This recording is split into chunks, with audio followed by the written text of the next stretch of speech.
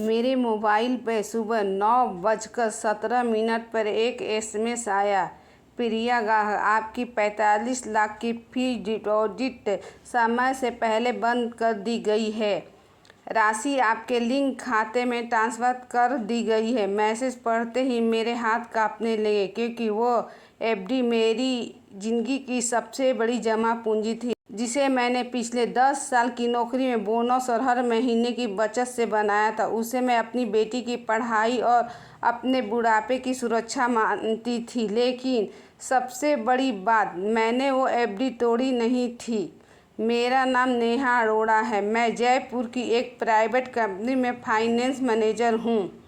मेरे पति रोहित इलेक्ट्रॉनिक्स का कारोबार था। शादी के शुरुआती साल बहुत अच्छे बीते। रोहित हमेशा कहता था, तुम्हारी कमाई तुम्हारी है, मैं कभी हाथ नहीं लगाऊंगा। शायद इसी भरोसे की वजह से मैंने कभी अपने पैसों को लेकर शक करना नहीं सीखा।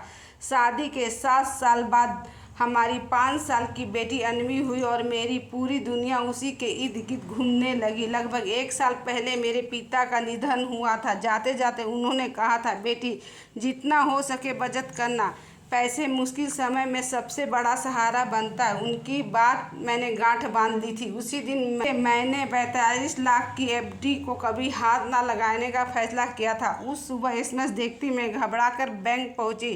शाखा प्रबंधक ने कंप्यूटर पर रिकॉर्ड देखा और बोला, मैडम, आपकी एफडी कल दोपहर ग्राहक के अनुरोध पर समय से पहले बंद कर दी गई है। राशि उसी खाते में गई है जो एफडी से लिंक था। मैंने तुरंत कहा, मैं कल बैंक आई ही नहीं। मैनेजर ने मेरी पहचान जांची और फाइल निकाली। उसमें एफडी बंद करने का आवेदन लगा था, जिस पर मेरे जैसे दिखने वाले हस्ताक्षर थे। मैंने एक नज़र में पहचान लिया कि वो मेरे नहीं थे। तभी मैनेजर ने कहा, प्रक्रिया के अनुसार ग्राहक की पहचान और सत्यापन दर्ज है। अगर आपको आपत्ति है तो हम जांच शुरू कर सकते हैं। मेरे पैरों तले जमीन खिसक गई। मैं सीधे घर पहुंची। रोहित सोफे पे आराम से चाय पी रहा था। मैंने बिना कुछ कहे उसके सामने बैंक की कॉपी रख दी और पूछा, मेरी एफडी किसने तोड़ा है? पहले वो चुप रहा, फिर बोला, नेहा, घबराओ मत, पैसे कहीं नहीं गए, घर के ही काम आए हैं। मेरा दिल बैठ गया। मैं कांपती आवाज़ में पूछा, मतलब? तुमने? तभी मेरी सास कमला देवी रसोई से बाहर आई और बोली, इतना हंगामा क्यों कर रही हो? पति नहीं तो पैसे लिए हैं, कोई गैर थोड़ी ना। मुझे पहली बार लगा कि इन दोनों को अपने किए पर कोई पछतावा नहीं है। मैंने रोहित से कहा, तुम जानते थे कि वो एफडी मेरी बेटी के भविष्य के लिए थी, फिर भी तुमने बिना बताए उसे तुड़वा दिया। रोहित ने मेरी आंखों में देखते हुए कहा, अगर मैं तुम्हें बताता तो तुम कभी तैयार नहीं होती। बिजनेस बचाना जरूरी था। लेकिन अगले ही पल उसके मुंह से निकली एक बात ने मेरा भरोसा पूरी तरह तोड़ दिया। उसने कहा, वैसे भी एफडी हमारे परिवार की ही थी, सिर्फ तुम्हारे नाम पर थी। मुझे समझ में आ गया कि मेरी मेहनत की कमाई उन्होंने कभी माना ही नहीं। मैं तुरंत अपना बैग उठाकर बाहर निकलने लगी तो रोहित ने मेरा हाथ पकड़ लिया। नेहा, बैंक में कोई शिकायत मत करना, वरना बहुत बड़ी मुसीबत खड़ी हो जाएगी। मैंने पहली बार उसका हाथ झटकते हुए, मुसीबत तुमने खड़ी की है और सब सामने आएगा। मैं सीधे वापस बैंक पहुंची और लिखित शिकायत दे दी। शिकायत दर्ज करते समय शाखा प्रबंधक ने गंभीर होकर कहा, मैडम, अगर आपकी अनुमति के बिना एफडी बंद हुई है तो हमें पूरी प्रक्रिया की जांच करनी होगी। लेकिन जांच शुरू होने के बाद मामला सिर्फ परिवार तक सीमित नहीं रहेगा।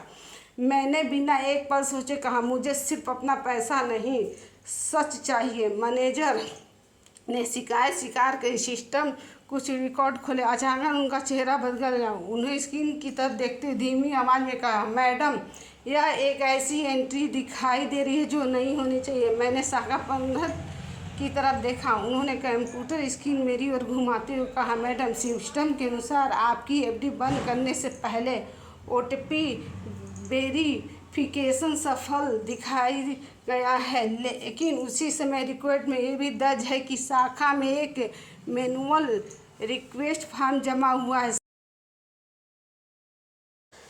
समान परिस्थितियों में इन पत्रिकाओं का एक साथ इस्तेमाल नहीं होता, इसलिए हमें पूरी जांच करनी पड़ेगी। मैंने तुरंत कहा, वह ओटीपी मेरे मोबाइल पे कभी नहीं आया। मैनेजर ने शांत स्वर में जवाब दिया, इसी वजह से मामला संदिग्ध लग रहा है।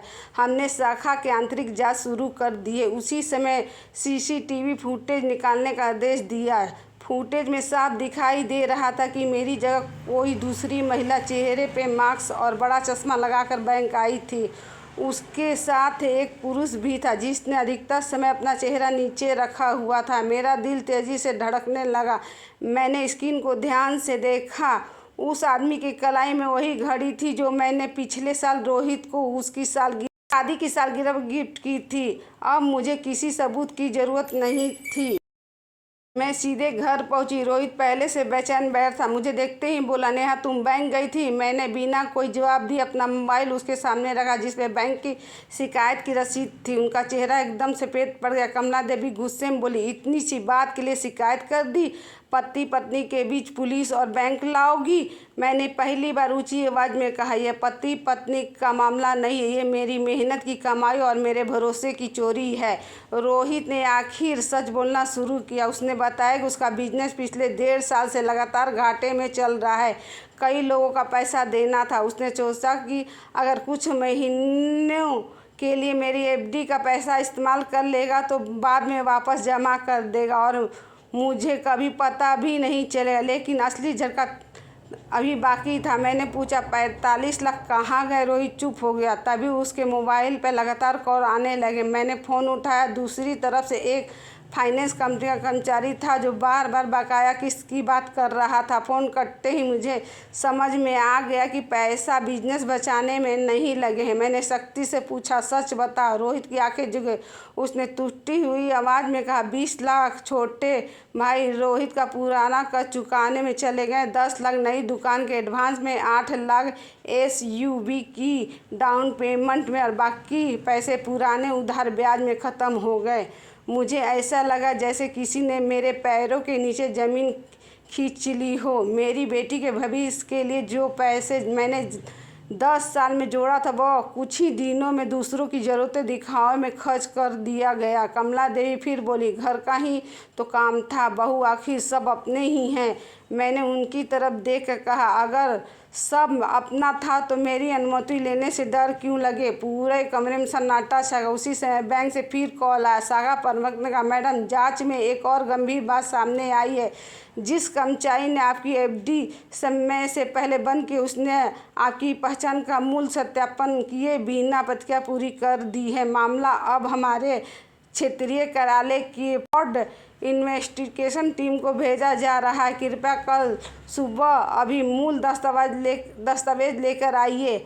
अगले दिन मैं बैंक पहुंची। वहां शाखा प्रबंधक के साथ क्षेत्रीय जांच अधिकारी भी मौजूद थे। उन्होंने मेरी असली हस्ताक्षर लिए, पहचान से जुड़े दस्तावेज देखे, फिर कहा, मैडम शुरुआत जांच से लगता है कि आपकी लिखित अनुमति और व्यक्तिगत सत्यापन के बिना प्रक्रिया पूरी नहीं होनी चाहिए थी। अगर अंतिम जांच में यह साबित हो गया तो बैंक जिम्मेदार कर्मचारियों के खिलाफ कार्रवाई करेगा और आपके मामले का निपटारा नियमों के अनुसार किया जाएगा।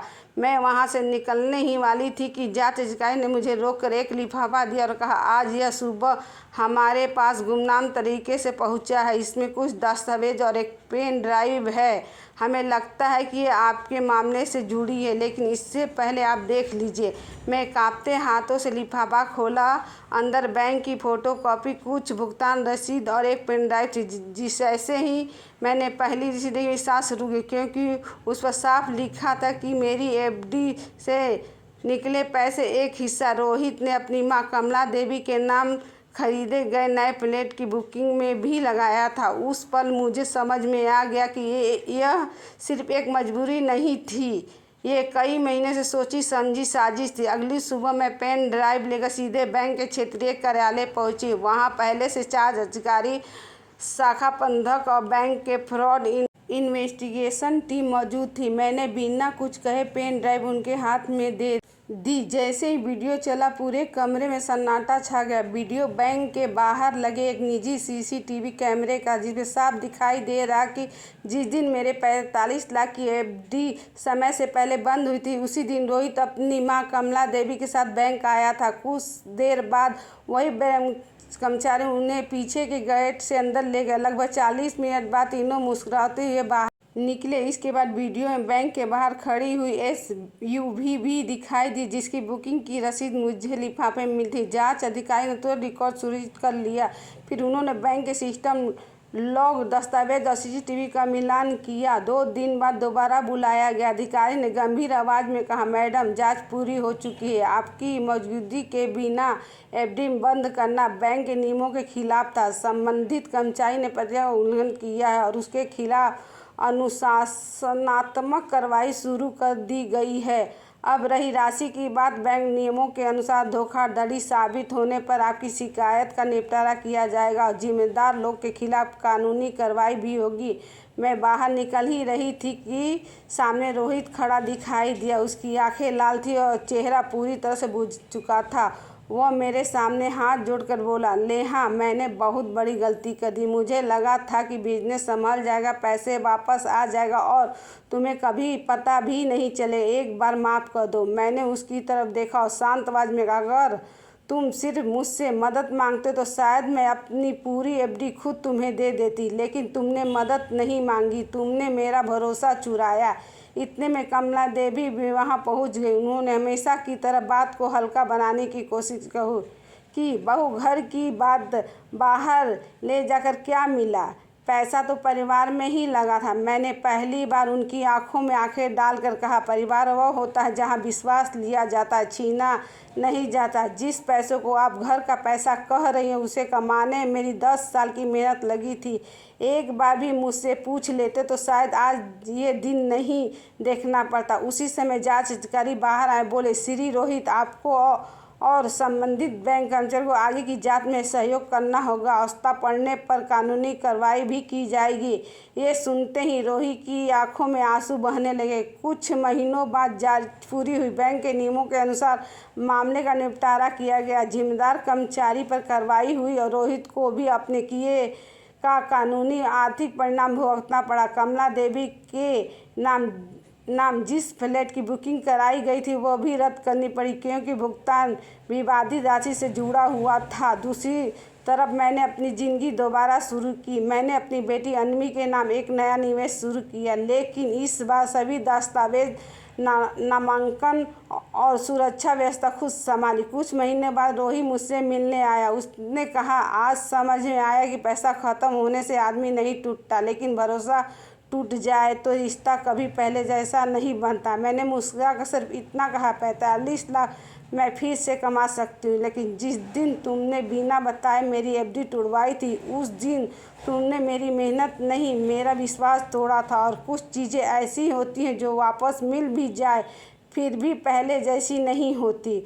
उस शाम मैं अपनी बेटी का हाथ पकड़कर बैंक से बाहर निकली। सूरज ढल रहा था, लेकिन मुझे ऐसा लग रहा था जैसे मेरी ज़िंदगी में एक नई सुबह शुरू हुई हो। मैंने मन ही मन अपने पिता की बात याद की, बेटी, पैसे बचाने से पहला अपना आत्मसम्मान बचाना सीखना। उस दिन मुझे समझ में आ गया कि बैंक में रखी एफडी से भी बड़ी पूंजी इंसान का भरोसा होता है, और जिसने उसे खो दिया अपनी ज़िंदगी की सबसे बड़ी